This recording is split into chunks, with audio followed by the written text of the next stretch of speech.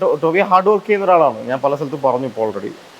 അവനെ സംബന്ധിച്ചിട്ട് അവൻ ചെയ്യുന്ന ജോലി കൃത്യമായി ചെയ്യണം, ആത്മാർത്ഥമായി ചെയ്യണം, നന്നാക്കി ചെയ്യണം. അവൻ മാത്രം നന്നായപ്പോൾ എല്ലാവരും നന്നാവണം എന്നൊക്കെയുള്ള വാശിയുള്ള ആളാണ്. നല്ല നല്ല ടീം ഉണ്ടാവണം. അപ്പോൾ അത് നമ്മളെയും കുറച്ച് എഴുന്നേറ്റ് ഓടിപ്പിക്കാൻ തരത്തിലുള്ള പുഷ് അവൻ്റെ ഭാഗത്ത് നിന്ന് ചിലപ്പോൾ ഉണ്ടാകും. നമ്മൾ കുറച്ച് ഡൗൺ ആയിരിക്കുന്ന സമയത്ത് ചിലപ്പം ടോബിയുടെ ഭാഗത്ത് നിന്ന് കുറച്ച് നമുക്ക് ഒരു ആൻറ്റിസിപ്പേഷൻ പോലെ നമുക്ക് തരും.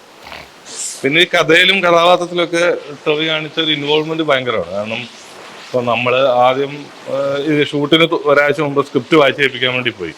അപ്പോൾ ഒരാഴ്ചയല്ലേ, 4-5 ദിവസം മുന്നേ. അപ്പോൾ ടോബി സാധാരണ റൈറ്ററാണ് വായിക്കുക. ടോബി പറഞ്ഞില്ല ഞാൻ വായിക്കാന്ന് പറഞ്ഞിട്ട് ഫുൾ സ്ക്രിപ്റ്റ് ഒച്ചത്തിൽ വിത്ത് ഡയലോഗ് വായിച്ചത് ടോബിയാണ്. അപ്പം അവിടം തൊട്ട് അതിന് മുന്നേ ഞങ്ങൾ കഥ പറഞ്ഞു കഴിഞ്ഞിട്ട് പിന്നീട് നമ്മൾ ഇടയ്ക്കിടയ്ക്ക് കാണാൻ പോകുന്ന സമയത്തൊക്കെ ഇതുമായിട്ട് ബന്ധപ്പെട്ട പുസ്തകങ്ങൾ വായിക്കുക, പിന്നെ വീഡിയോസ് യൂട്യൂബിലൊക്കെ അവൈലബിൾ ആയ വീഡിയോസ് കാണും, ഡോക്യുമെൻ്ററികൾ കണ്ടിട്ടുണ്ട്. അപ്പോൾ അതിനെപ്പറ്റിയൊക്കെ സംസാരിക്കും. എന്ന് വെച്ചാൽ നമുക്കതിൽ നിന്ന് എന്തെങ്കിലും ഇംപ്രസ് ചെയ്യാൻ കിട്ടുന്നെങ്കിൽ കിട്ടട്ടെ എന്നുള്ള രീതിയിൽ. അപ്പം ആ സിനിമയ്ക്കൊപ്പം എന്താ പറയുക, കഥ പറഞ്ഞ മൊമെന്റ് മുതൽ റിലീസ് വരെ സിനിമയ്ക്കൊപ്പം നിന്ന ഒരാളാണ്.